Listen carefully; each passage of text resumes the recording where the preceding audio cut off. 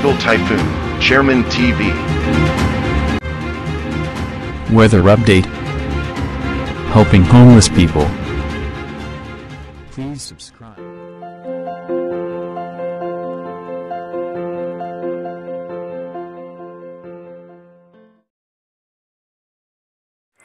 Magandang araw po. Ito po ang latest update natin ngayong araw, December 29, 2024. Patuloy ngang umiiral sa ating bansa yung Northeast Monsoon at saka yung shear line at yung ITCZ o yung Intertropical Convergence Zone.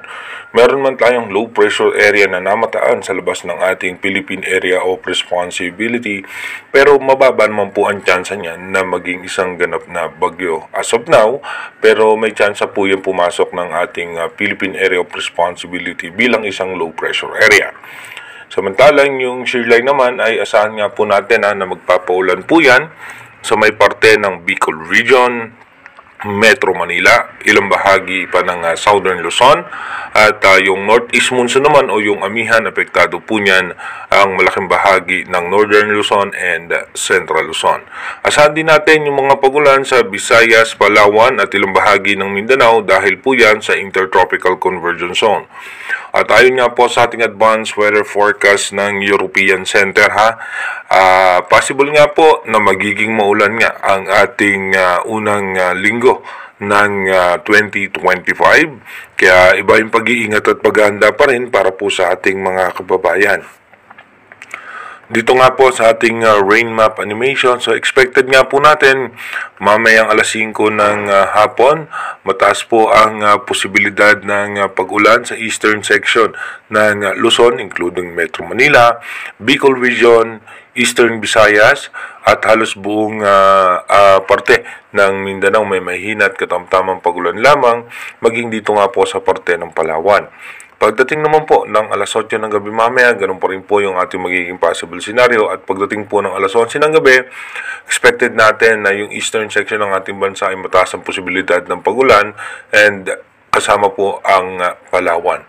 Dumako na nga po tayo sa ating advanced weather forecast. Excuse me po.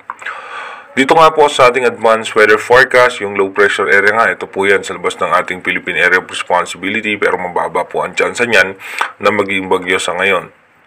Pagdating nga po bukas, December 30, expected natin maulan pa rin nga po, at pagdating nga po ng December 31, posible pong pumasok ng Philippine Area of Responsibility yung low pressure area, at expected natin may mga tsansa pa rin po tayo ng mga pagulan.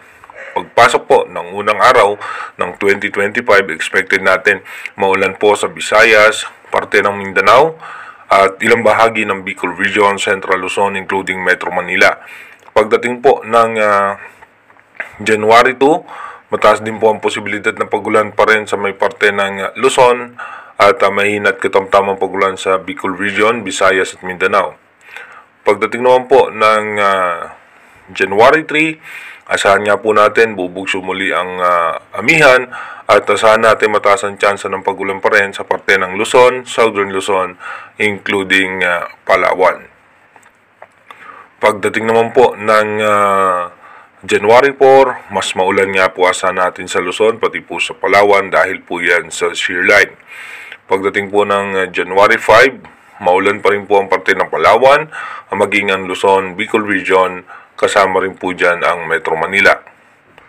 By January 6, asahan natin bahagyang huhupa yung mga pag-ulan, at pagdating naman po ng January 7, tataas muli ang posibilidad na pag-ulan sa may eastern section ng Bicol Region, Visayas, Mindanao hanggang sa Palawan. By January 8, mataas ulit ang posibilidad ng mga pag-ulan sa eastern section ng ating bansa, kaya iba yung paghahanda at pag-iingat nga po sa ating mga kababayan. May mga low pressure area po tayong minomonitor dito nga po sa ating advanced weather forecast, katulad nga po nitong nasa eastern section ng Mindanao at ito pong nasa eastern section ng Northern Luzon, at ito naman po ay mababa naman ang tsansa na tumama sa ating bansa.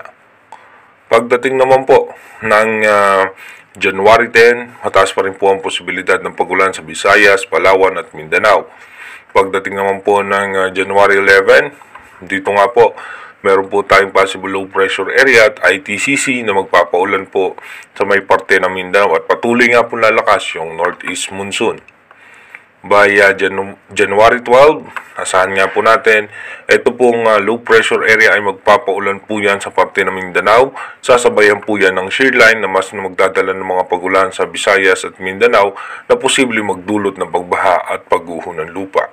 Dito po hindi natin i-rule out yung posibilidad na maging isang tropical depression or mahinang bagyo itong low pressure area sa unang taon ng 2025. Again, inuulit po natin yung ating advanced weather forecast is possible scenario pa lamang po yan, malaki pa rin po ang tsansa na magbago po lahat yan. Kaya manatili tayong tumutok sa ating advanced weather forecast para po malaman natin yung mga posibleng sama ng panahon na makakaapekto sa ating bansa. Mag-iingat po tayo palagi. God bless po and advance Happy New Year sa ating lahat.